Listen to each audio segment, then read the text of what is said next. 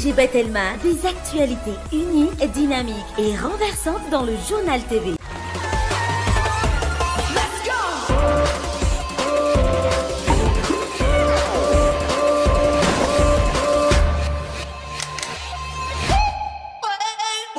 Vous présente Nivavo. Ina, plus raffinée que jamais. Ita, huilerie industrielle de Tamata, Isacham Tel Suluajiv. vous présente Nivavo. La fagina ara-pahasalamana, tsara kalitao, azo ampiasaina amina andro rehetra. Les minoteries de l'océan Indien. Manolotra anao ny vaovao.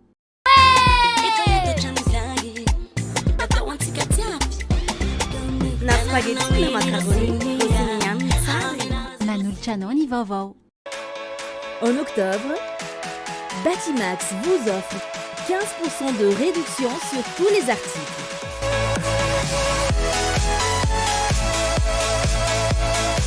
vous présente Nivavo.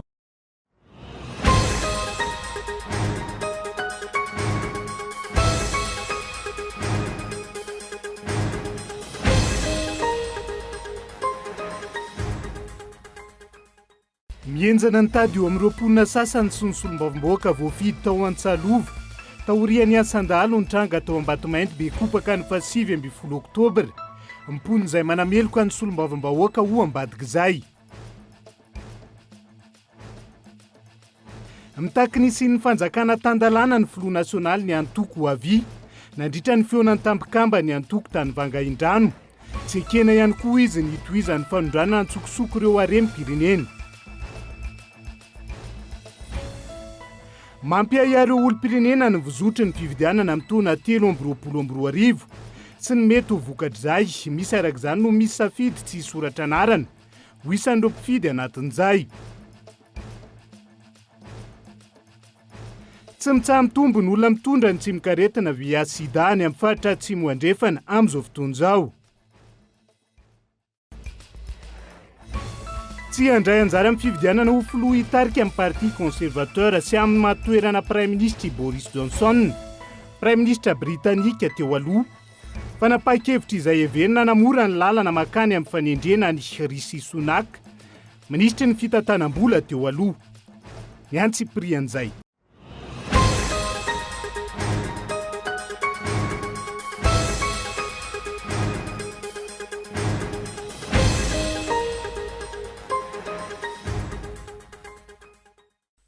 alatsinainy fa 7 ny volana oktobra taona 2022 tonga soa atao anatin'ny fotoana ny fampalalam-baovao amin'ity ala ity atena ny arahaba ary ampanajana ihany koa no anasako anao anarak'izany hatramin'ny farany pejy ny fandriam-pahalemana avy hatrany no isantarantsika ny fampalalam-baovao amin'ity ala ity taorian'ny asandalo ny tranga ny 7 oktobra 2022 tao Ambatomainty commune Bekopaka distrika n'Antsalova mienjana ny tady amin'ny roapolona sasany any an-toerana sy ny solombavam-bahoaka voafidy amin'izao fotoana izao ny andaniny nanameloka ny dorotrano ny tranga noho ny fifandonana niseho tamin'io fotoana io ny ankilan'izany hoe roapolona maro na ny eo ny aiain'izy ireo ka nilaza fa miaro ireo dahalo ny solombavam-bahoaka voatonotony io mianta randrianaivo Tahaka izao no niparitaka amin'ny tambazotra tserasera tato anatin'ny ora maro eo amin'ny pejy Facebook ny solombavam-bahoaka voafidy tao amin'ny distrika n'Antsalova.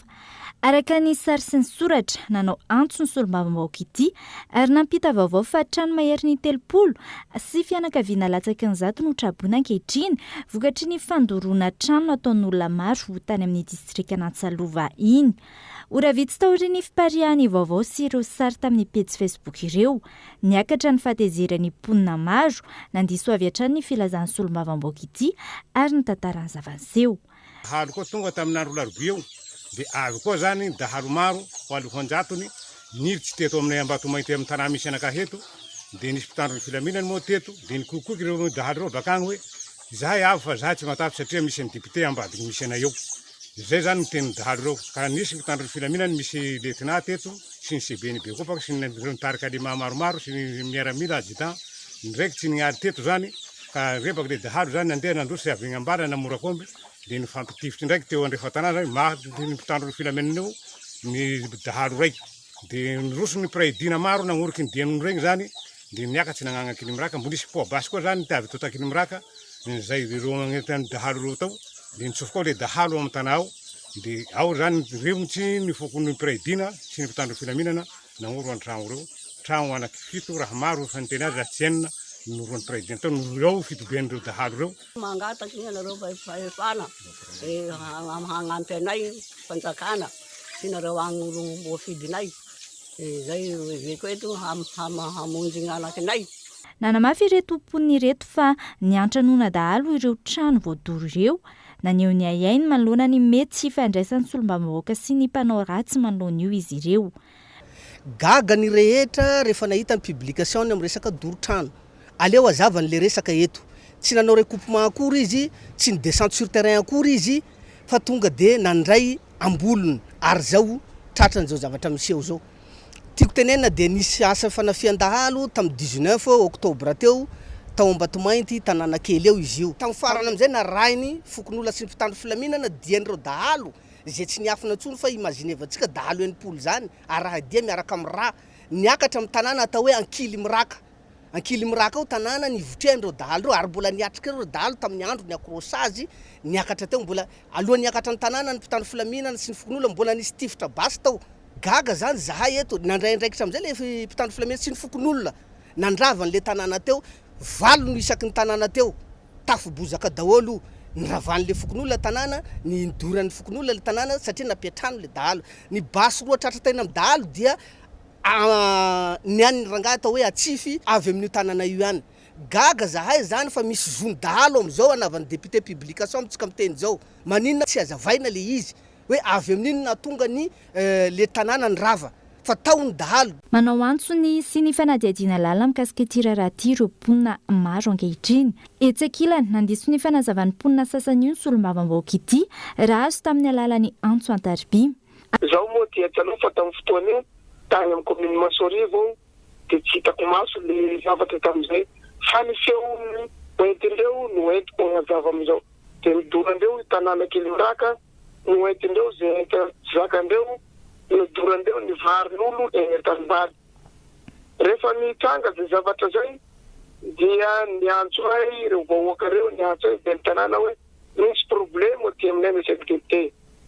Dia tamin'izay moa avy dia niantso ny letina dia nagnazava letina hoe zavatra io nefa afaranay fa zahay fa nodina ty Ambatomainty fa fokon'olo tafara no nandoro tanà io. Zaho tsy miaro dahalo na iza fa kosa io tanàna io misy zazam-behivavy ao. Moa ve tagny zaza reo nangalatra, moa ve tagny vehivavy reo nangalatra. Dia valiako amin'izay ny fanontanianao hoe anao no ambadiky iny io resaka dahalo. Hatreto ny député Natsalova Velmazo Patrice dia filohan'ny voamerany fandriam-pahalemana fa sy filohan'ny voamerany dahalo. Dikany tsy miaro dahalo fa kosa tsy manaiky ny fitsaram-bahoaka atao amin'ny olo malery. Fa olo reo zany zahay fa olo nanana disadisa ela be. Ombindreo zany alisandreo aminay agny ka zahay fokotany Andranilava sikily 3 mifagnelagnela zany lasa tsy fagnajana zany iny ataondreo anay agnatin'io raha zary miresaka andreo zany elonandreo zahay fa tsy manan-karia ka le fambolia zany tsy haindreo fambolia fa le ombindreo zany ro haindreo omby ka agnatin'io zao raha vao misy raha midonana amindreo de fa zahay zany ro ataondreo mialy amindreo mandobaky raha andreo andesandreo vazaha de kiny avy reo fa andesandreo dahaly tagnatin'io tao olo mialy amin'ny agny le marobe zahay aty ro idirany an'izay raha zay ino zany fa ka hangalany any tanana io zany ro andesany an'izay tao nilany forsa hangoro any tanàna io henganay tao.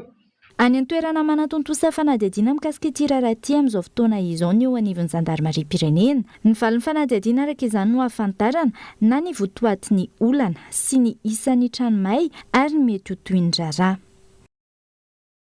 raha ny vaovao farany voaray dia misy ny adingana fampihavanana amin'ny roaponina amin'ny tanàna samihafa ireo any an-toerana amin'izao fotoana ho tateritsika eto amin'ny fampahalalam-baovao ihany moa ny fivoaran'izay fa mahazo vahana ny fanafian-dalo sy ny alatromby ao amin'ny komuna Miavatsy distrika ny Sakara amin'izao fotoana izao voatsy elakory omby misa 770 no lasan'ireo dahalo tao miary ranomafana ary hita teo amin'ny toerana nanafian'izy ireo ny bala misa roa sy ny gardemain anabasy mahery vaika Gaeton Andrea Tsilavo. Manjaka ny fanafian-dahalo mirongo fitaovam-piadiana mahery vaika ao miary ranomafana komuna Miavatsy distrika ny Sakara amin'izao fotoana farany teo omby misa 770 no lasan'ny dahalo ka tavela tao amin'ny toerana no tafian'izy ireo bala misa roa sy gardemain anabasy mahery vaika iray nanomboka ny taona 2014 no efa nisy fanafian-dahalo nitranga tao amin'ny toerana io. Tamin'ny 2013 13 dia nisy omby 20% lasan-dahalo tamin'ny tanàna io. Ny tamin'ny taona 7 dia nisy omby 70% mbola nirofon-dahalo tao amin'ny tanàna io. Ary tamin'ny 2 Jolay teo tamin'ity taona ity zany dia omby 7 mbola nirofon-dahalo ihany koa. Mitotaly zany tao anatin'ireo vanim-potoana ireo 770 ny omby nirofon-dahalo tao amin'io tanàna io. Rehefa nanao fikarohana ny fokon'olona vehivavy roa vadin'ireo dahalo raindany no voasambotra nisy fikasehana tanana nataon'ny fokon'olona lazy raha ny fanazavana ka naka sertifika medikala ilaina ratra ity farany avy eo no nilaza fa namorina dahalo nanolana azy vokany ny tompon'omby very indray no nahiditra violon izay hiakatra fampanoavana haram-pito isan'ny olana goavana amin'izao raharaha izao ny fisian'ireo olom-boafidy sy tompon'andraikitra ambony miray petsapetsa amin'ny mpanao ratsy raha ny fanazavana. Mampanano sarotra ny fametrahana ny fandriam-pahalemana any amin'ny distrika ny Sakara iny dia ao reo olom-boafidy miraisy kombakomba amin'ny dahalo zany. Ao ny voaroiroy amina resaka fatolona be ny tanàna zany ny olom-boafidy sy ny olom-botendry dia maro koa sy visy koa ireo voaroiroy amina alatromby. Laza moa ny tonem-pampanolo-lalàna ao Toliara zany fa andrainy andraiky ny feno mba hampanjakana ity resaka fandriam-pahalemana ity raha andrainy andraiky ny feno raha vao mijanona izao grevy ataon'ny prakijarany fisarana izao. Andrasana araka izany ny fampiarana izay fepetra ho raisy ny tonim-pampanolo-lalàna mahakasika ny fandriam-pahalemana ao Sakara izay tsy ny ao Sakara ihany saika andrenesana fitarainana avokoa ny akamaroan'ny faritra eto amintsika ankehitriny indrindra ny mahakasika ireo fanararaotam-pahefana ny firaisana tsy kombakomba amin'ny mpanao ratsy. Antoamasina kosa indray dia mizarazara ny faneho-kevitro mimponina manoloana ny famerenana indray ny andro masom-pokon'olona ao Antoamasina noho ny afirongatry ny tsy fandriam-pahalemana amin'izao fotoana izao. Mbola hisy fivoriana sy fankakevitra isam-pokotany ka ireo no aravina ahafahana mandray fanapahan-kevitra miaraka ao anatin'izay kolo Antoamasina. Saka ireo olom-pirenena no nilaza ny heviny mahakasika ny tsy fitezany ny famerenana indray ny andro masom-pokon'olona isam-pokotany tato anatin'ny fandarana kabary tsy mamango teto amin'ny onjapeo Kolo FM 720 raha ny teto Tomasina androany nanoloana ny trangana tsy fandriam-pahalemana izay miaratsy isan'andro. Nilaza ireo mpiantso Antaroby fa tsy vahaolana ny fampiasana indray ireo vatan-dehilahy hanao ny asa fiambenana amin'ny alina. Vao tamin'ny teo moa mialohan'ny fatolona paragodron iny dia teto amin'ny Ambalakosaty ty fandrovagna noho izany sahirana zany tegna mieritreritra hoe amin'ny tany filaminana satria raha vao misy fanafiana i numéro jiaby ny tany filaminana io tsisy mandeha tsy azo io asa zay mandeha raika zay. Ny faharoa zany hoe lalàna tamin'ny 1960 mbola miatra amin'izao andro zao satria tsy azo mikitika olo tsy azo mandatra olo kanefany ny olon-drasy mamono olo ary eo amin'ny fisarana zay tsy matoky zany fisarana zany satria ny antony fa betsaka ny hitany masony ka izay zavatra zay zany hoe ampitsembena analina za manokana dia mitsipaka an'izay za satria agnatin'ny fiarahamonina eo ny olon-dratsy ka mahatonga izy tsy mety tratra tsy hita dia avy amin'izany fantany daholo ny plan. Zany dia tsy mompikevitra amin'ilay fiambesana alina koa ny antony vahoaka madinika sahirana bambola misy sasany amin'ny 10 alina amin'ny 6 alina vao mirapa mandeha manao basilasy mandeha manao dalina mikaramavary masaka dia mbola izy koa ve ny ataitaingetinao ny fifendrenana alina zany sady tsy manana stratégie amin'izany izy tsy mianatra momba an'izany fa reo mpitandro ny filaminana reo zavatra efa nianarany tany anaty kantany io dia zareo ny tokony ianao paikady mazava hoe fomba ahoana moa ny ampandina fahalemana ny tanàna tsy ny vahoaka avoay daholo tamin'ny confinement reny le polisy gendarme sy miaramila reny kan reny fa za misy manantena fa raha ohatran'le gendarme sy miaramila sy polisy tamin'ny confinement reny tsy izy dahalo zany akena ventro ny tokana azy karaha andeha ambonalina zany zay mahazo ordre mihitsy fa tsy mahazo mitondra fatsikobaika azo kely fa tsy mahazo mitondra antsy lavalela na ohatra hoe famaky tsy azonay reto zany raha vao miambonalina zay fa kibaika azo kely miaraka amina zile ny ainay sy ny fanananay no arovanay fa ny mpamaky trano ny fanananay sy ny ainay no alainy miaraka amin'ny basy izy zay sy ny sabatra dia atahoana zany dia atody hoe afaka iady amam-bato za tsy foron'le hoe miambonalina ny andromaso bokon'olona satria nisy fotoana zany tonga dia ny fampiresaka mifamory tamin'ny fokon'olona ny tany filaminana teto aminay rehefa nanontaniana nefa ny zareo hoe inona mbo fepetra ho raisin'ny fanjakana raha sanatsy misy mahazo ireo mpiambonalina reo dia inona mivaly teny nomena hoe anjaran'ny fokotany no karakarana zany nefa ny malaso mitondra basy mitondra sabatra mitondra fedina isan-karazany amiko manokana dia diso le hevitra n'le olona milaza fa sy ilaina ny mpiambinalina zavatra tsara ho fantatry le olona aloha dia izao ny mpiambinalina sy natao hiady amin'le dahalo fa kosa karazana lakolosina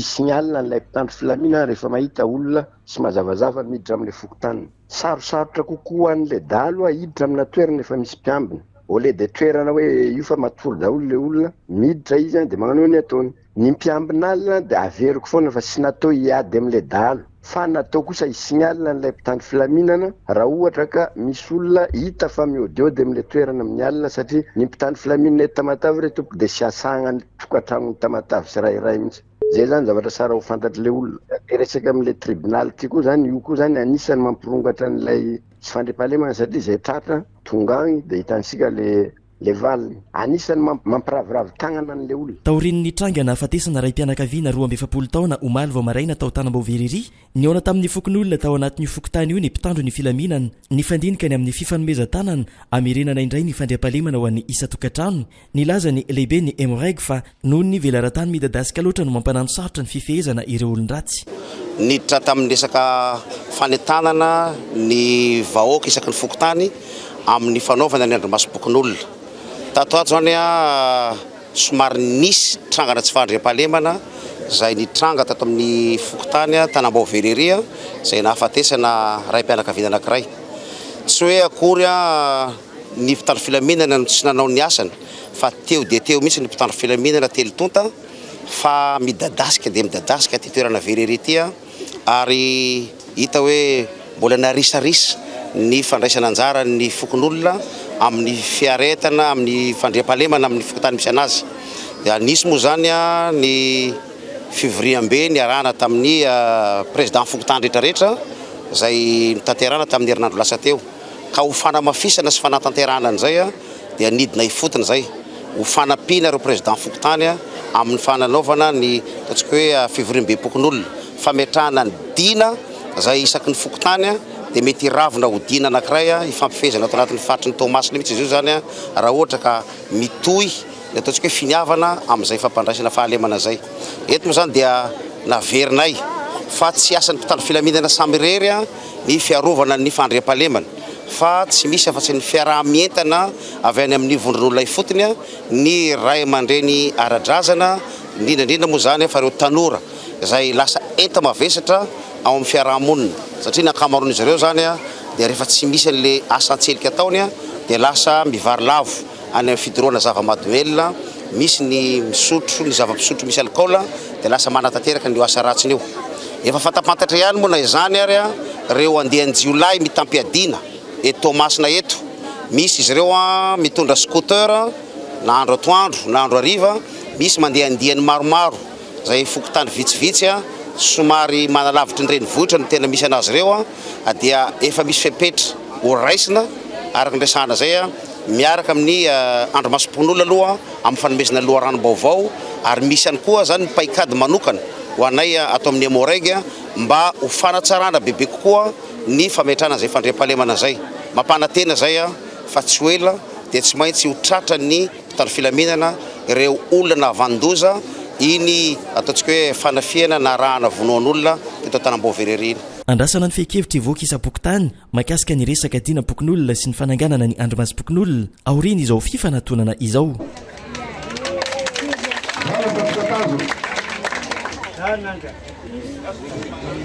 Vavaony politika kosa indray dia takina ny siny fanjakana tany Tandalana hoy ny filoha nasionaly ny antoko avy nandritra ny fionany tamin'ireo mpikambana eo anivo ny antoko ny tany Vaingandrano ny farany herinandro teo tsy ekena ihany koa izy nitohizany fanondranana ny tsokosoko ireo harem-pirenena sy ny fisin'ireo olona ambony ny lalàna Gaëtan Andriatsilavo.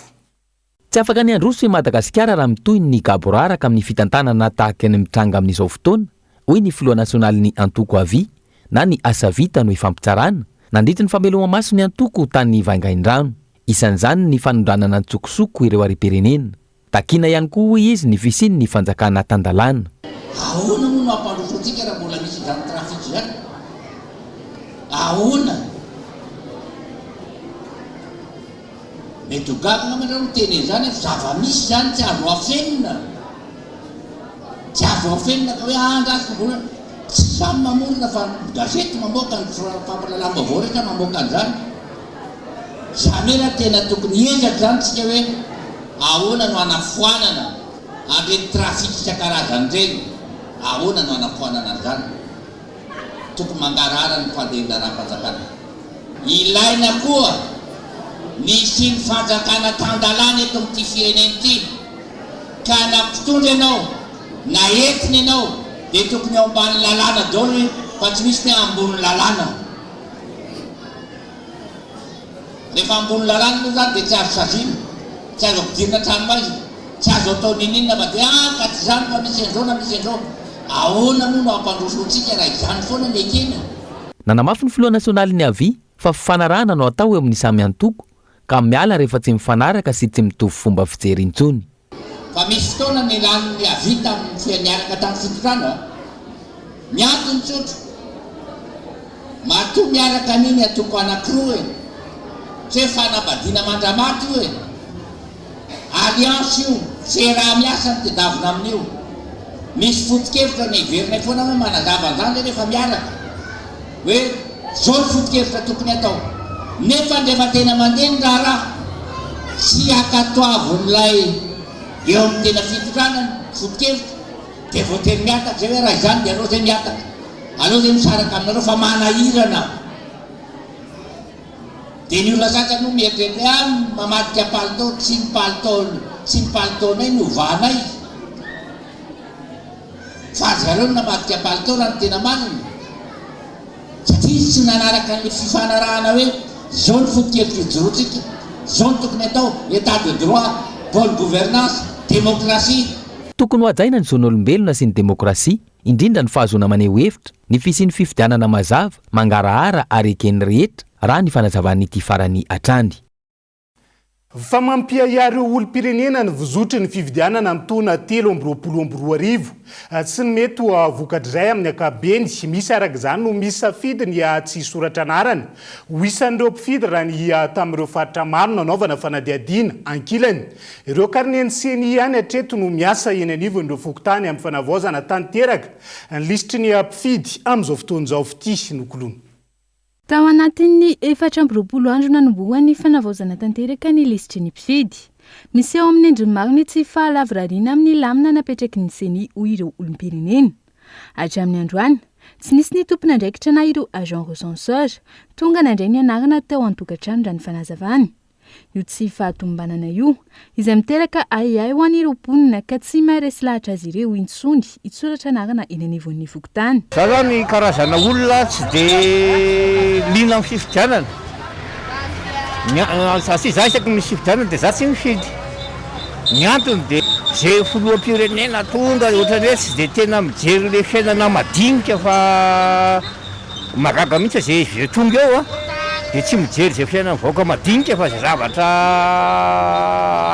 zavatra sy araka rehetrareta vahoaka azy no ho ataony za aloha de tsy mahafidy mihitsy e tsy orokony amin'ny marina satria tsy araka zay eritreretako azy. Mbola tsy nahita aloha zay, mbola tsisy nandalo fa zay eto foana fa mbola tsisy nandalo, mbola tsy nandalo tety amin'ny le izy koa madama resaky mifidy taony eo ihany le atao tsy hitakory zay zavatra mitsanona fa atao fiainana misarotra be foana ihany na mifidy ianao na tsy mifidy fa zay tonga ao de tena tsy hay daholo. Ankilany zava-dehibe ny fandraisana anjara ho an'ireo mpifidy ialana amin'ny olana mety hitranga any aoriana hoy izay nisafidy ny isoratra anarana amin'ny fifidianana. Feny ambopo zany mifindra moniny ty Ambatofinaka de fa nisoratra tamin'ny lista ihany teny fa rehefa tonga taty tsy misoratra anaty lista de tsy maintsy rehefa misy an'le fanavaozana lista de miezaka mba tafiditra ao anaty lista mba tsisy hoe menimeny na manaraka hoe manome tsily lista na manome tsily izy anatin'le hoe tsy anaty lista.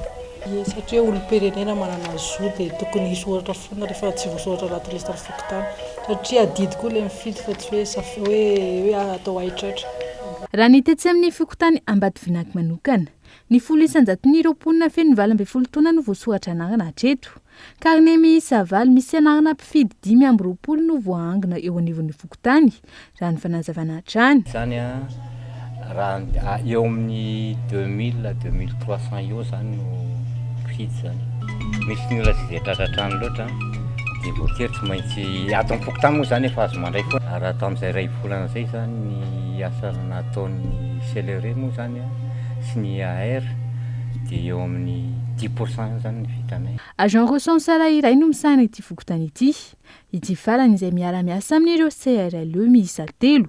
Raha mikasika ny karama kosa tsy nisy ny fifanarahana amin'ny fandoavana ny karaman'ireo CRLE sy ny CENI raha ny fanazavana. Tamin'ny voalohany mbola tsisy anona fa tonga dia manomboka miasa fotsiny reo 1er octobre tonga dia miasa.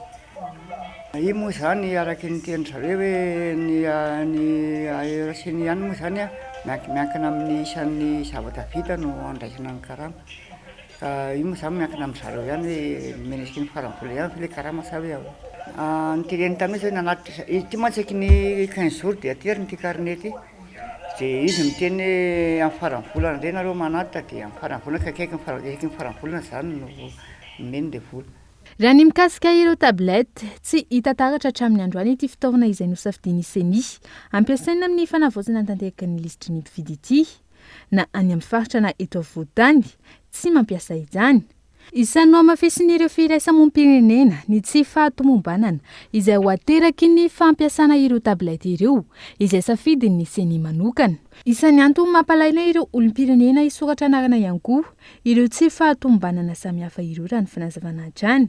Araka izany, ho tratra ve ny tetiandro izay napetraky ny CENI amin'ny 1 Desambra ho avy izao raha toka ny 100 ireo mpifidy eo anivon'ny fokotany iray no voasoratra anarana hatramin'ny androany.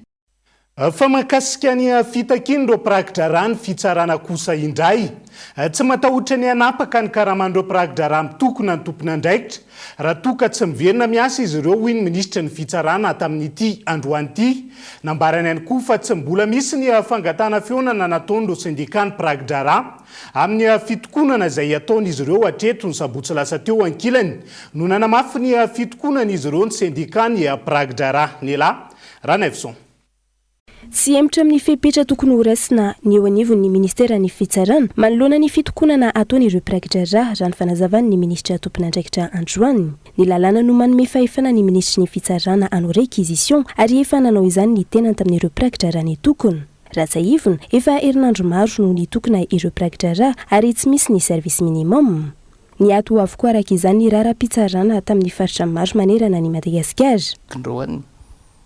Fa be dia be ny olona mahatsapa hoe tokony verina ny asa ary ny réquisition dia misy sazy miandran'ilay olona mandany reny nefa le sazy ve ny zava-dehibe sa ny fahatsapatena iveriko fa ny fahatsapatena no zava-dehibe ary mbola manentana foana zany fa sao de mieritreritra hoe tsy sahan'ny ministera na napaka karama na anao ampiatra sazy amin'ny sahanay zany ary tsy matahatra ary tsy emotra amin'izany satria tsy azo atao takalonena zany ny vahoaka be dia be ny tsy fandriam-pahalemana dia mbola ho ampiana koa ve dia tsy hanao arrestation fa am'izao fotoana zao fa misy notina voakako iny efa mandeha ny isabotsy lasa teo finoana mafy ny filonisandika ireo prakidrara fa tsy emitra amin'nisy fitakina izy ireo nambarany ihany koa fa faresaka fotsiny nisy filazana fa misokatra ny varavarana eny amin'ny ministera amin'ny fifampiresahana raha nanotanena mahakasika izany ny ministra tompona andraikitra dia toy izao ny valiteniny mauvaise foi anoany de mahazo manontany nareo amin'ny service protocolaire sy eo amin'ny SP ao misy demande d'audience ve mipetraka ao sa tsy misy azotsika verifiena zany zany olona zany tsy mbola nisy olona nangataka fifanana tamiko officiel lazaiko de mbola averiko ihany hoe raha za manokana tsy hitako zay anakanako ny tombotsoa ny greffier zany raha zavatra miankina amiko ato de azoko valiana raha zavatra tsy miankina amiko ato dia mitondra ny tenin'ireo a zay hoentina ty amiko ty any amin'ny tompona andraikitra zany mizay afaka mamaly azy teboka efatra no antony fitokonan'ireo prakidrara isan'izany nisy versement au corps existant voalaza ao anatin'ny didim-pitondrana 5 tsipika 7 tao anatin'ny 9 taona tsy nisitraka ny vola tokony arotsaka amin'ireo prakidrara eny anivon'ny fitsarana izay avy amin'ny fanjakana vokany nihidy tanteraka ireo birao iandreketan'ireo prakidrara hananomboka any amin'ny parquet ary tsy misy ihany koa ny famoahana didim-pitsarana manerana ny Madagasikara no itisy fitokonana faobe ity androan-tsahivina no nandray ny masovo frantsay teny amin'ny birao anteny faravohitra ny ministra ny fitsarana fiara-miasa eo amin'ny rotonta sy fanatsarana ny tontolo ny fitsarana eto Madagasikara no votoanton'ny resaka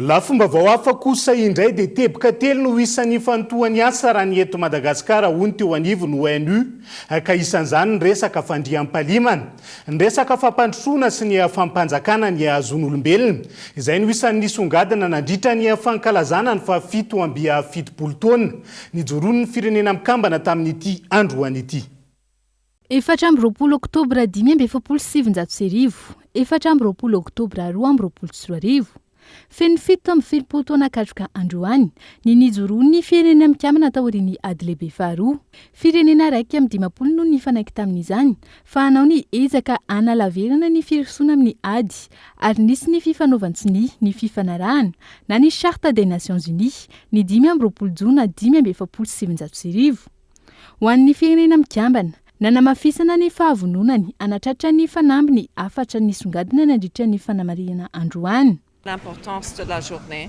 c'est... Isan'ny mahazava-dehibe ny andro androany ny fahafantarana bebe kokoa ireo fampiara-miombonantoka eo ihany koa ny mahazava-dehibe amin'ny fiara-miasa amin'ireo firenena mivondrona ao anatin'ny firenena mikambana indrindra ho fanohizana ny fametrahana ny afandriam-pahalemana ny resaka fampandrosoana sy ny fanajana ny zon'olombelona ho fametrahana fiainana tsara kokoa ho an'izao tontolo izao créer une vie meilleure pour l'ensemble du monde.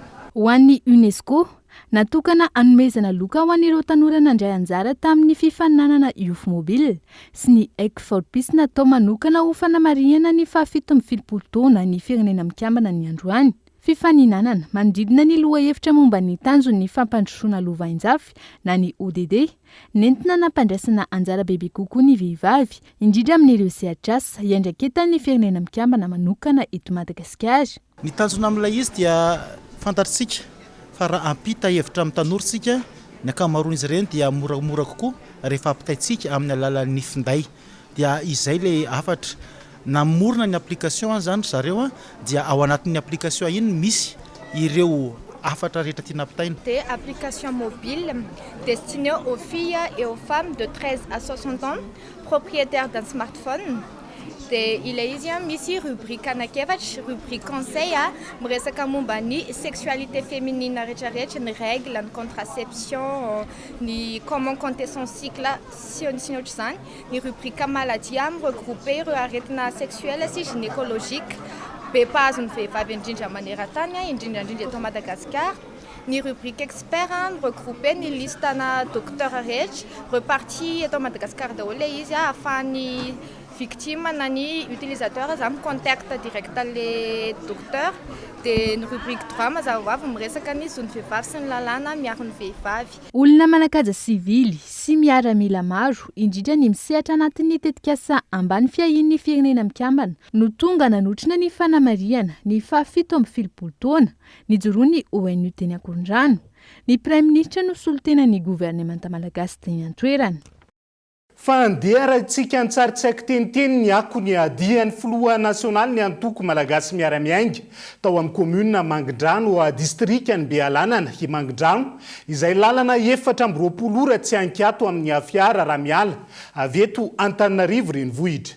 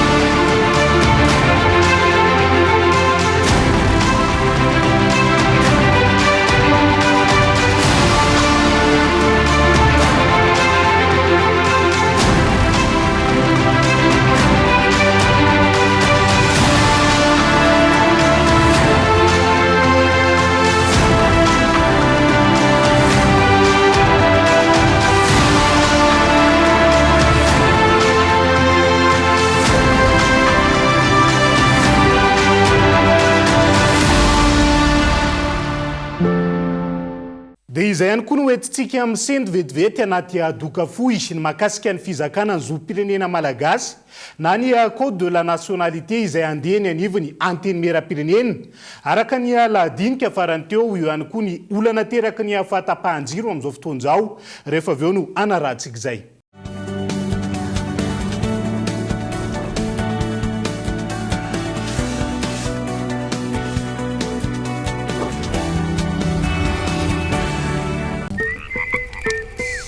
Maizina be izany Marco boum mangina be izany Marco boum resaka ataoko aminao monsieur le commissaire lobaty resaka inona moa zay fa nga tena hoe tsisy mozika mihitsy ba ina zany hoe boum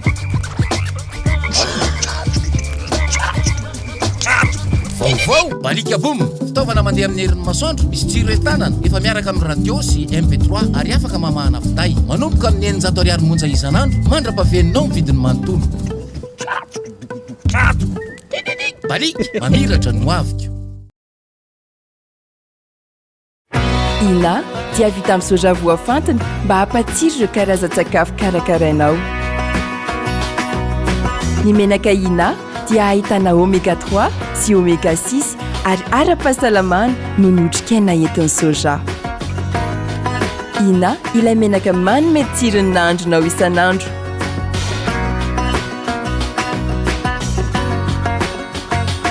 Ina plus raffiné que jamais. Ita huilerie industrielle de Tamatave misy hatramin'ny 3 sy 4 arivo.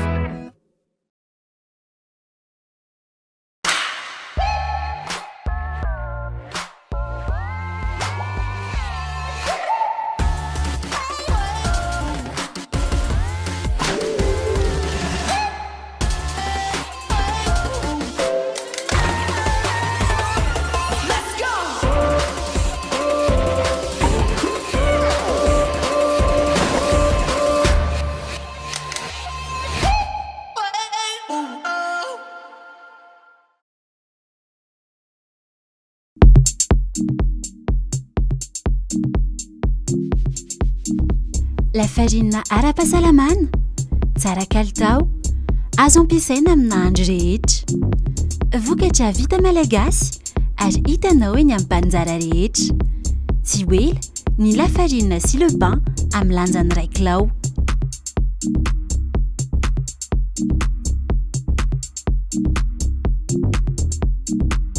Les minoteries de l'océan Indien.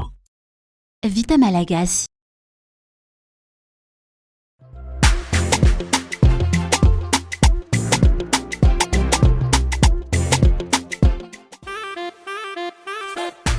Hanao spaghetti iray azafady. Rosiny ihany ny tsara e. Na dia maro nandalo ny vavako. Rosiny no tiako e. Il est pas tena tsara numéro 1 Amaday. Vito! Efa eto hatramin'izay. Natao antsika malagasy. Matsiro. Natao antsika tiapy.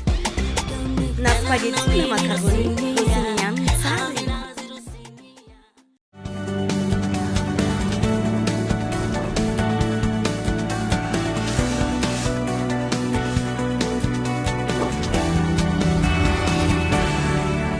Mamenina ny arabatra ny tomboklasia tomboky vavy tonga soa atao anatin'ny tapany faharoa amin'ny fampalalam-baovao amin'ity ala ity. Isantarantsika izay dia miverina amin'izao fotoana ny fandinihana ny tolo-dalàna momba ny fizakana ny zoom-pirenena malagasy na ny code de la nationalité ny anivo ny anteny mera-pirenena.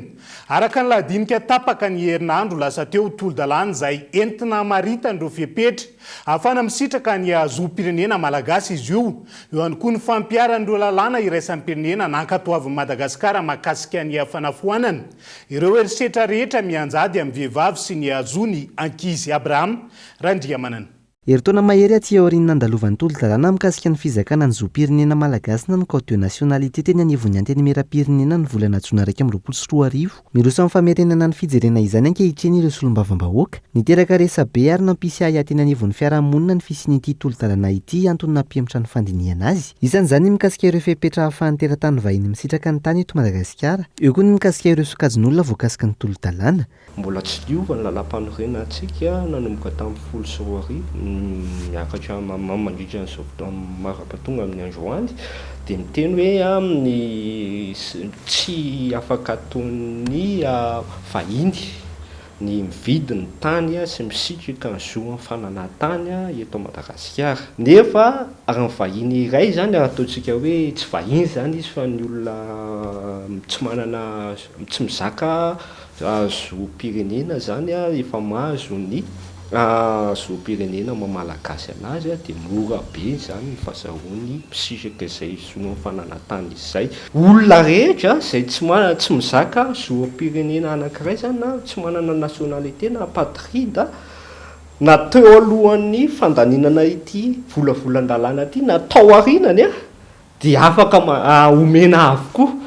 Dinana iray ahafahana mampiatra ireo lalàna iraisampirenena nankatoavin'i Madagasikara ny fanavoazana ny lalàna mikasika ny fizakana ny zoom-pirenena raha nambarana avy amin'ny firaisamonim-pirenena. Tafiditra amin'izany ny fitovian'ny zo eo amin'ny lehilahy sy ny vehivavy mikasika ny zoom-pirenena. Sosokevitra avy amin'ny firaisamonim-pirenena ny fametrahana ny komity manokana isahana ny fanaraha-maso ny fampisitrahana ny zoom-pirenena aorian'ny fankatoavana ny tolo-dalàna eny anivon'ny anteny mera-rotonta.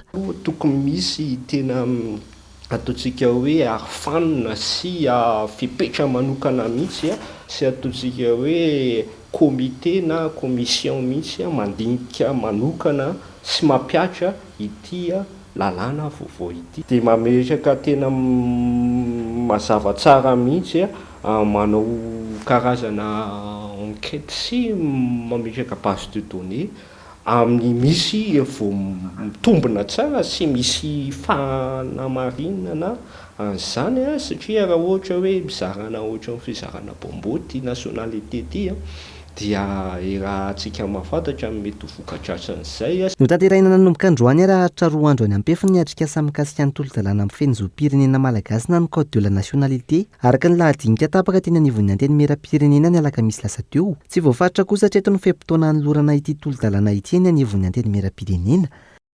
Fa iazo any toliara vetivety sika ao anatin'ity fanadiadiana manaraka ity tsy mitsaha mitombo ny olona mitondra ny tsimikaretina VIH sida any amin'ny afatitra atsimo andrefany raha nitatitra voaraina ndritra ny atrikasa fampahafantarany ireo vokatra azo tamin'ny fanadiadiana nataony sikaviana ny système communautaire d'alerte sur le VIH Kolo Toliara.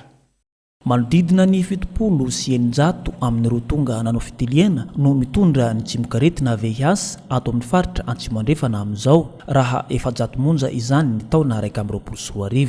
Efa saika ahitana tsimikaretina io avokoa ny distrika rehetra ato amin'ny faritra eny fa na any amin'ireo tanàna ambanivohitra. Raha ho anay eto amin'ny faritra Atsimo andrefana manokana dia efa ambonimbony any ny tapavitrena satria efa any amin'ny ohatra faingo 2 isanjato ano any ny tapavitrena eny aty amin'ny faritra Atsimo andrefana.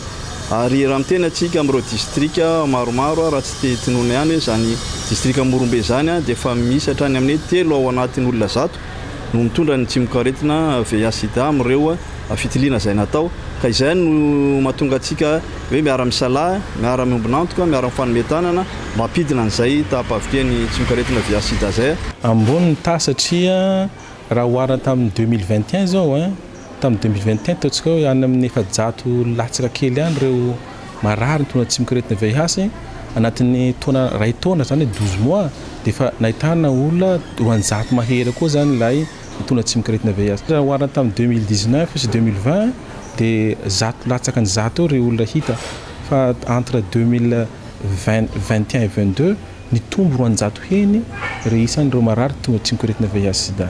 Ankoatriny tsy firaharahan'ny ankabeazan'ny olona ny fisian'ny tsimikaretina VIH dia isan'ny antony mampitombo ny isan'ny olona mitondra ity tsimikaretina ity ihany koa ny tsy fampian'ny fitaovana ilaina. Raha atao hoe tao anatin'izay vokatra azo izay aloha zany dia mazava ho azy fa nisongadina goavana be tao anatin'izay tsy fisiana fitaovana intrant na fanaovana fitiliana tafiditra ao anatin'izay ihany koa fanilokirena sy ny fanavakavahana.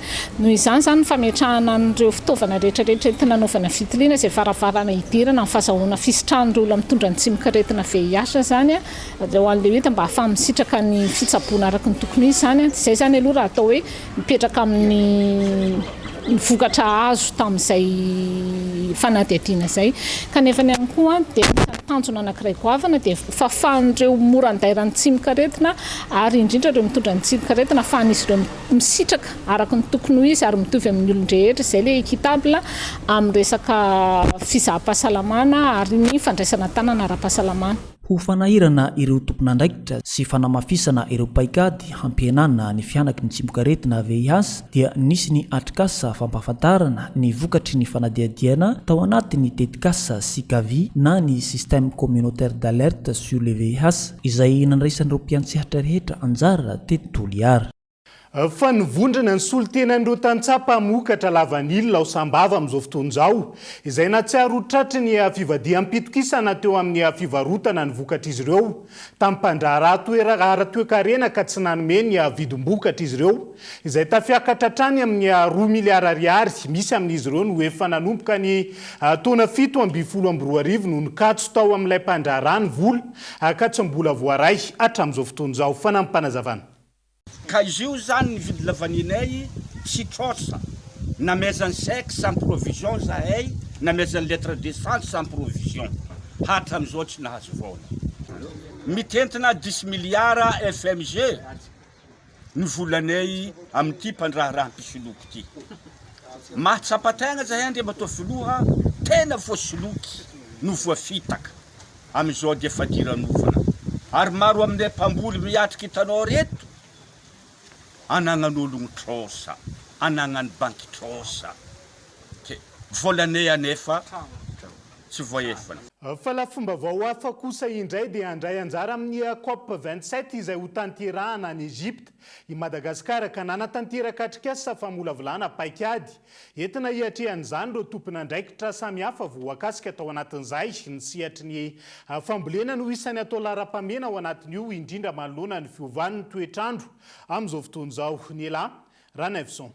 Efa tafiditra ao anatin'ny paikady ho entin'i Madagasikara amin'ny fiadiana amin'ny fiovan'ny toetrandro izay ho atolotra mandritra ny fiatrehana ny COP 27 any Egypte, ny fijerevana manokana ny sehatry ny fambolena sy ny fiatrehan'ny fiovan'ny toetrandro amin'ny fambolena. Isan'ny sehatra ho atao lahara-pahamiaina ny fambolena ary efa misy ny fifampiresahana tamin'ny ministera ny fambolena mahakasika izany. CDN na contribution déterminée au niveau national no atotakevitra hamaritan'ny firenena tsirairay ny asa hosahany amin'ny ady amin'ny fiovan'ny toetrandro ny Convention 4 des Nations Unies sur les changements climatiques. Na fifanarahana lasitry ny firenena mikambana amin'ny fiovan'ny toetrandro no manainga ireo firenena hanamboatra izany CDN izany.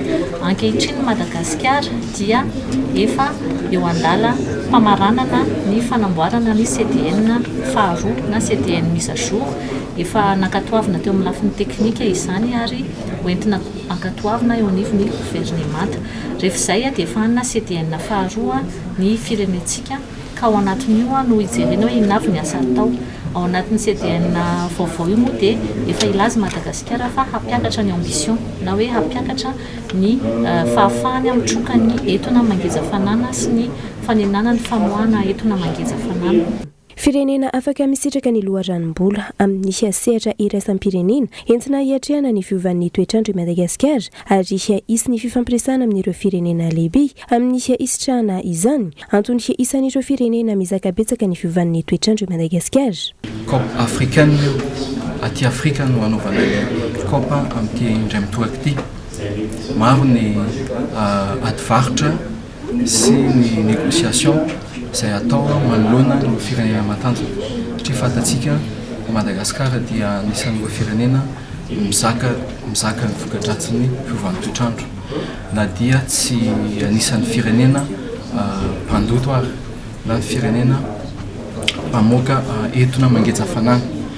Ny vokatra ara-scientifique nataon'ny GIEC na ny groupe intergouvernemental des experts sur l'évolution du climat des manao laklosy fanairana fa mila manena aingana dia aingana ny entona mangeja fanana ny firenena rehetra ary mba hatrarantsika n'ilay atona hoe neutralité carbone hatramin'ny taona 50 sy Totosa androany ny atrikasa faharoa izay nataon'ireo tompon'andraikitra eo anivon'ny ministera ny tontolo iainana amin'ny fiatrehana ny COP 27 izay ho tanterahana any Egypte ny fahaenina hatramin'ny 27 novambra ho avy izao izay fotoana ionana iresahana mahakasika ny fiovan'ny toetrandro. Fotoana anavoazan'ireo firenena maro amin'ny fifanarahana atao Paris. Fa mbola ambony ny tahany fahafatesany reny sy ny zaza maty eo ampiterahana eto Madagasikara amin'izao fotoana izao. Io nambarany Komagona ny collège malgache des gynécologues obstétriciens de Madagascar. Maro ny antony mahatonga ny taremarika ao ambony izay raha ny fanazavana trany akolo antsiranana. Ny antotanisa azo farany tamin'ny enquête nataon'ny Instat niarahana tamin'ny UNICEF ny taona 2024 eo amin'ny sehatra ny atao hoe mix 6 no manaprofo fa betsaka ireo reny mitondra voka sy ny zaza mena vava viraina eo ampiterahana. Tamin'ny 2018 izy natao enquête efa tamin'ny 2020 voka dia 426 ny taux de mortalité ny taux de mortalité maternelle eto Madagasikara izany hoe eo amin'ny zaza 100 000 teraka viaka 426 ny reny maty teo tondrana voaka na teo ampiterahana. Ny antony mahatonga an'izay dia misy ireo aretina manokana eto Madagasikara izay ivokarety tany an-dalana fona efa votekotaly ambony teo fa averezany raha mandritra ny fitondrana voaka fa zareo tampiterahana dia tsy tonga izany vola betsaka indrindra. Ka no izay anton'izay no natonga ny safidy hoe la situation critique izany hoe ino ireo zavatra sarotra atrehan'ny gynécologue obstétricien eo mpanatanterahany asany isan'andro fanandro amin'ny fanavotana ny ireny mitondra voaka. Manampitrotraka an'izany ny fahavitsisian'ireo vehivavy mitondra voka manantona ireny tobim-pahasalamana ireny. Betsaka zany aloha namiteraka any an-trano namiteraka ny amin'ny ivelan'ny tobim-pahasalamana dia efa ratsy be ny tany efa ny amin'ny hôpitaly lehibe dia lasa ambonimbony tapahafatesana. Dia ny antony faharoa zany resaka microbe resaka infection misy ireo efa vaky atsofa moa izy ny aty vaky ranodony efa ela ny vehivavy mavesatra dia mijanona ny an-trano any foana izy. Antony fahatelo dia resaka fiakaran-tosidra indrindra ireo tanora ireo adolatsento tena tratra amin'izay sy ireo tsy mitsapo lasa mifanito izy rehefa aveo dia ambomby koa tampafatesana amin'iny ireo tempo ireo zany tena mbola antony mahafatiny vehivavy iterana sy mandritry mivoaka eto amin'ny faritra jiana. Efa betsaka ireo reny mitondra vohoka mametraka toky amin'ny toby fiterahana tsy miankina ty antsiranana noho ny fahaizany mandre tsara ny marary. Ka za amin'nakaraha manokana amin'ny privé za hitako voakarakara tsy toko zay mandeha miaraka amin'olo marobe le mpanjakana milahatra be ry. Eto anao voakarakara tsara hoe ino kafa misy problème hoe mikaie izao anao mifanjakana ry anao mindraiky tsy ahoanao firy.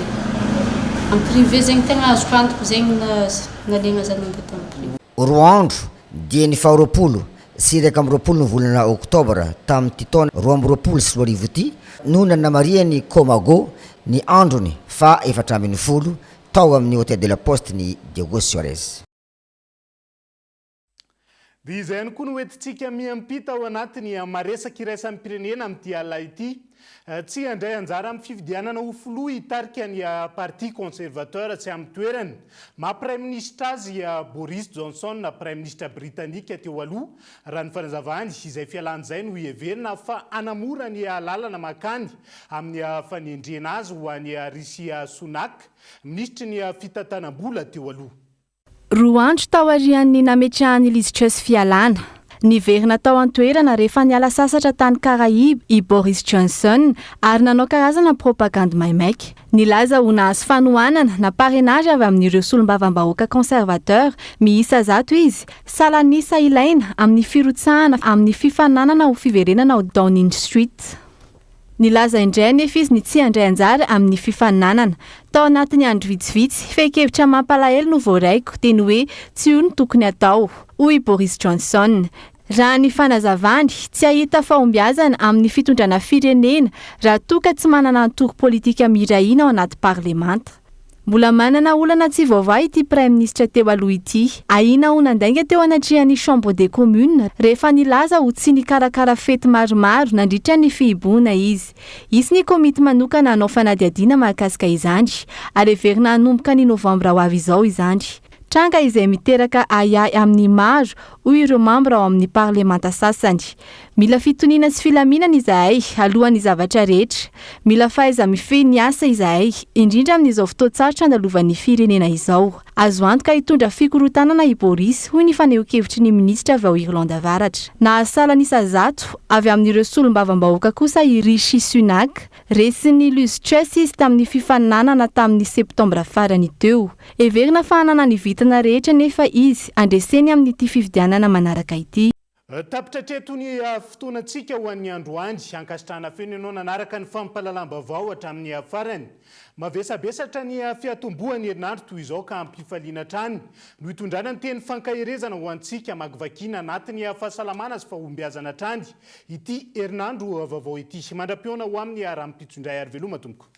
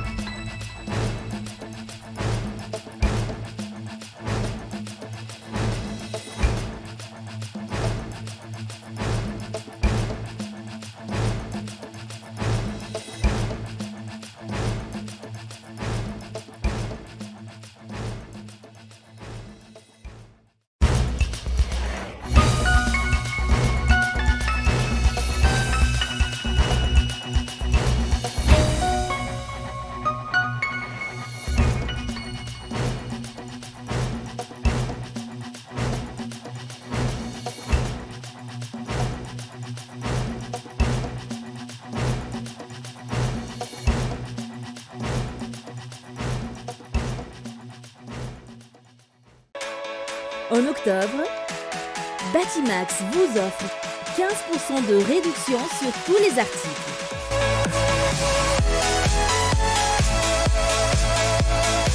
Vous a présenté Ni Vavo.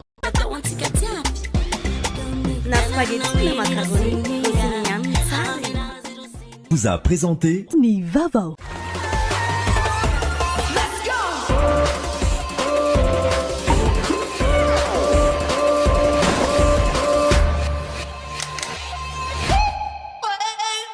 vous a présenté Ni Vavao. La farine ara-pahasalamana, tsara kalitao, azo ampiasaina amina andro rehetra. Na raha ianao teo niaraka tamin'ny LMOI ny vaovao.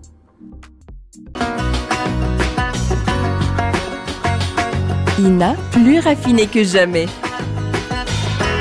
ITA, huilerie industrielle de Tamata, Isacham Telsuluariv. Vous a présenté Ni Vavao. 5G Batelma, des actualités uniques, dynamiques et renversantes dans le journal TV.